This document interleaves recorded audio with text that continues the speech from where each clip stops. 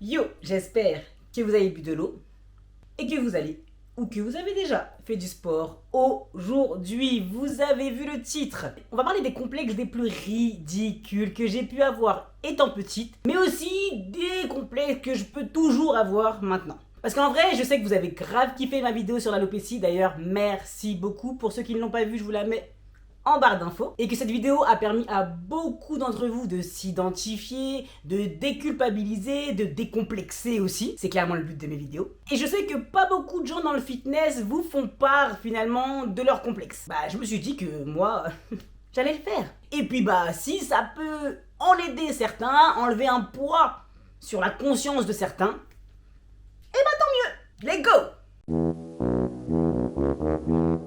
Alors clairement ce complexe, c'est le plus ridicule que j'ai pu avoir. D'où ça vient, je ne sais pas vraiment, mais vraiment pas, mais j'avais honte, mais genre honte, j'avais un complexe de ouf à manger devant les gens. Non mais vraiment, c'est-à-dire que j'ai deux souvenirs qui me marquent encore et je me dis mais comment ça a pu arriver? C'est que genre j'étais à un pique-nique avec la famille et je me rappelle que je ne voulais pas manger à la même table que tout le monde et donc j'avais fait exprès de manger avant sur une table à part, donc il y avait plein de tables de pique-nique avec ma famille et moi j'étais allée sur une table plus loin pour pouvoir manger. Je comprends pas. Et après, ça c'était vers 12 ans et quelques, et après vers 16-17 ans, parce que oui, ça s'est pas fini tout de suite, tu vois. Je me rappelle que j'avais un copain, un mec, et on était allé au McDo, et j'avais pas envie qu'il me voie manger face à lui. Ça veut dire que je lui interdisais de me regarder dans les yeux, genre, j'ai un truc dans le... pendant que je mangeais. En fait, j'avais honte de ce qu'il pouvait voir dans ma bouche. Genre, les aliments mâchés, là, la bouillie, j'avais honte de ça, mais en soi. Fallait juste fermer la bouche, Jay. En fait, le fait c'est que tu manges, toujours un truc coincé dans les dents, ici devant ou les dents du fond, et j'avais trop honte de ça. Donc du coup, je ne voulais pas manger devant les gens. C'est ridicule, ridicule. Bon, ce complexe, je pense que beaucoup de personnes l'ont eu, et l'ont toujours malheureusement. Et moi je l'ai eu vraiment étant jeune, mais avec des petites raisons particulières. Bref, mettre des shorts, des jupes, encore pire, ou plus généralement m'habiller en fille. Pour moi, c'était synonyme de pute. Je pense que ce complexe vient clairement de l'école, mais aussi du fait que quand t'es petite, on te bassine avec le fait de faire attention aux monsieur, de faire attention à pas être trop provocante, de faire attention parce que en gros les grands sont des pervers, ou même les garçons tout simplement sont des pervers. Et c'est ouf, hein, c'est ouf, parce que finalement, c'est pas à une petite fille de faire attention, tu vois, c'est aux gens de se contenir. Ça m'a tellement matrixé que j'avais pas envie de mettre de shorts, je mettais jamais de shorts. Pour vous dire, même aux Antilles, quand je partais en vacances, je ne mettais pas de shorts. Ma mère me forçait à mettre des shorts. Je ramenais tous mes jeans, je prenais, je pense, 2 shorts max. Je mettais que des jeans. Même si je mourais de chaud, je m'en foutais. Ma mère se foutait de ma gueule, littéralement. Genre, t'as pas chaud là. J'ai pas chaud. Sinon, je vais être une pute. Enfin, bref. Toujours quand j'étais petite, hein, ça c'était à l'école primaire.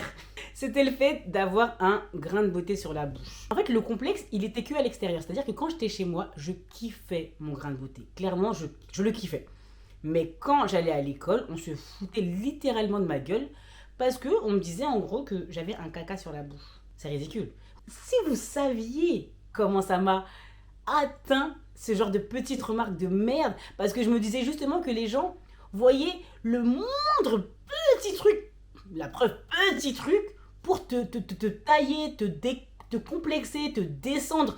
Je trouve ça ouf à l'école, comment on peut être méchant avec les autres et comment des trucs futiles peuvent nous atteindre et que plus tard, si t'arrives pas à passer outre, ça peut t'atteindre, tu m'as stressé toute ta vie en fait, tu vois. Bref, je kiffe ma bouche, je kiffe mon grain de beauté.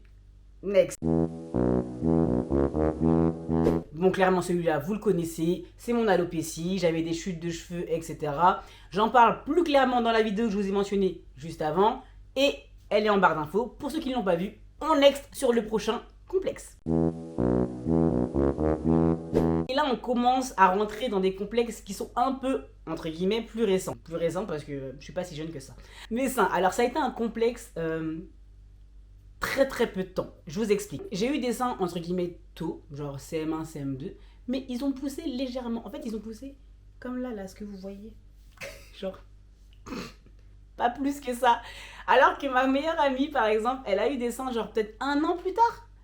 Et elle, ça a doublé, triplé de volume. Elle a eu un bon essai direct, limite. J'ai pas compris en fait. Pourquoi moi, j'ai pas ça? Et moi, je pensais que ça allait pousser plus tard. La mère qui me dit, mais ça va pousser plus tard. Vraiment, tu m'as menti. Et tu savais, mais tu m'as menti. Ça n'a jamais poussé. Et me dites pas que c'est à cause du sport, parce que ma meilleure amie faisait du sport aussi, tout autant que moi. Et elle a eu des seins, d'accord? Ça n'a rien à voir avec la pratique sportive. Après, le truc qui est cool, c'est que clairement, j'ai très vite surmonté ça quand j'ai commencé à faire de la compétition en boxe, en athlétisme, et où j'ai vu que avoir des seins, c'est beaucoup plus une contrainte qu'autre chose. Tu peux pas courir, tu peux pas recevoir de coups sur la poitrine sinon t'as mal. Moi, tu peux me donner tous les coups que tu veux, coup de poing, coup de pied, ça me fait absolument pas mal. Même te coucher sur le ventre à la plage, c'est compliqué, c'est nul. Après aussi, ce qui m'a aidé à accepter ma petite poitrine, c'est le fait que c'était la mode. En toute sincérité, c'était la mode. On sortait de la mode des gros seins, Pamela Anderson, etc. Et on se dirigeait vers les grosses fesses, grosses cuisses. Et les seins, on s'en fout un peu, genre Beyoncé, etc. Avant, elles n'avaient pas beaucoup de seins, même pas Rihanna. Oui, c'est ça, Rihanna ou Ciara. Pas beaucoup de seins. J'avais comme modèle clairement Ciara. Je veux être pareil, donc pas beaucoup de seins, donc je me suis acceptée plus facilement. J'ai aussi fait un tatouage sur cette zone pour toujours m'aider vraiment à accepter cette petite poitrine et me dire qu'elle était jolie telle qu'elle était. D'où l'importance des représentations dans les médias, dans le sport, etc. pour montrer que tous les corps sont beaux, tous les corps sont valides. Et en vrai, je kiffe ma poitrine. Vous savez pourquoi? Parce que j'ai regardé Prison School. Ceux qui ont la ref. Alors, vu que je vous ai dit que j'avais fait de la boxe, j'ai fait de la boxe pendant 6 ans, de la boxe française. Et clairement, quand tu fais de la boxe, faut se le dire, ta carrure se développe très vite. Sachant que moi, je prends du muscle déjà assez facilement. J'avais des épaules. Je pense que c'est le pire complexe que j'ai pu avoir vers 17-18 ans. Vraiment, je ne pouvais pas mettre... Vous voyez les tubes, ça s'appelait des tubes à l'époque, je sais pas comment ça s'appelle maintenant, mais c'est les hauts là, les tops, qui sont sans manches, en gros, qui se mettent comme ça, là, qui s'enfilent. Je n'en mettais pas. C'est simple, je n'en mettais pas, j'avais trop honte de mes épaules. En plus, j'avais pas de sein, donc imagine un espèce de bloc qui a un tube au milieu qui cache je ne sais quoi. Il fallait absolument des manches. Pas forcément des manches, hein, mais obligatoirement des bretelles, un truc. Voilà. Et après, j'ai vite compris que, les dos nus, ça serait ma cam. Et que les cols roulés, genre... après débardeur, ça serait ma cam aussi. Et j'ai vite trouvé les hauts qui m'allaient, parce que clairement c'est ce qui me va. Mais à l'époque c'était compliqué d'assumer mes épaules. Maintenant je kiffe les meufs musclées, je kiffe les muscles tout simplement. Mais avant, pourquoi? Ah mais t'es baraque, ah mais t'es costaud, ah mais t'es balèze, hein. Et même maintenant, ça m'énerve tellement quand on me sort ça. Je suis pas complexée, mais comment ça m'énerve? En plus, c'est toujours des mecs. Gros, je suis baraque, mais ça veut dire que toi, en fait, t'es pas du tout musclé, tout simplement. Parce que moi, je suis pas baraque, tu vois. J'ai une carrure, oui, certes, je fais du sport, encore heureux. Mais gros, si tu me trouves baraque, si tu me trouves balèze, c'est que vraiment, toi, hein, t'es zéro. Bon, pour parler des complexes un peu actuels, je pense que mon plus gros complexe, parce que c'est plus vraiment des complexes genre, mais c'était mon ventre. Je ne supporte pas mon ventre. Ça a toujours été un complexe avant, pendant les compétitions de bodybuilding que j'ai pu faire, et même maintenant. C'est-à-dire que dès que je grossis, je prends entre guillemets du ventre, du gras au niveau du ventre, et ça m'énerve. J'ai l'impression que mes plis sont plus gros que tout le monde, alors que non, je sais très bien que voilà, mais c'est chaud, enfin ça m'énerve. En vrai, c'est vraiment le bas de mon ventre qui me complexe, parce qu'en fait, il sera jamais plat, à part si je fais une sèche extrême. Quand je dis extrême, c'est vraiment extrême, parce que même quand je faisais des compétitions, des sèches assez poussées, pas super poussées comme on peut voir IFBB, etc. Mais avec Muscle Mania, on avait le droit à une sèche un peu moins poussée.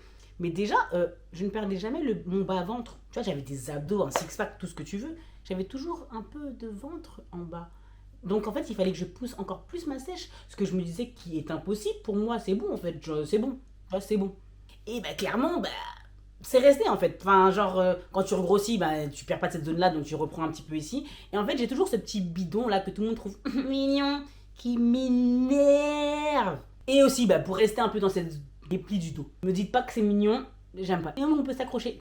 Ta race. Je n'aime pas ça. Commencez pas à dire sur moi, je trouve ça moche. Faut pas oublier que j'évolue dans le fitness, donc j'ai des standards de beauté, entre guillemets, de corps qui sont un peu biaisés, je le sais, mais c'est ce que j'aime voir, donc c'est ce que j'aimerais avoir. Logique. En tout cas, c'est un complexe que j'ai à chaque fois que je grossis, hein, clairement. En plus, je suis un peu cambré, donc clairement, c'est ce qui se voit direct, ça m'énerve de ouf. Mais voilà, on fait avec. Voilà, on fait en sorte de faire du sport pour pallier à ces complexes. Bon, laisse-moi boire de l'eau, toi aussi. Enfin, voilà, à peu près la globalité de mes complexes. Non, j'ai pas de complexe au niveau de la cellulite, etc., comme certains peuvent en avoir.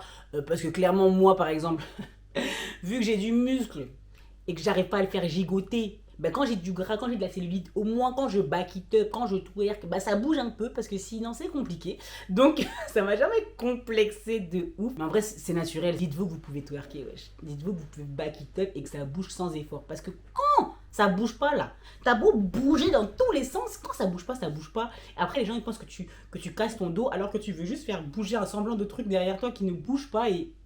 Bref.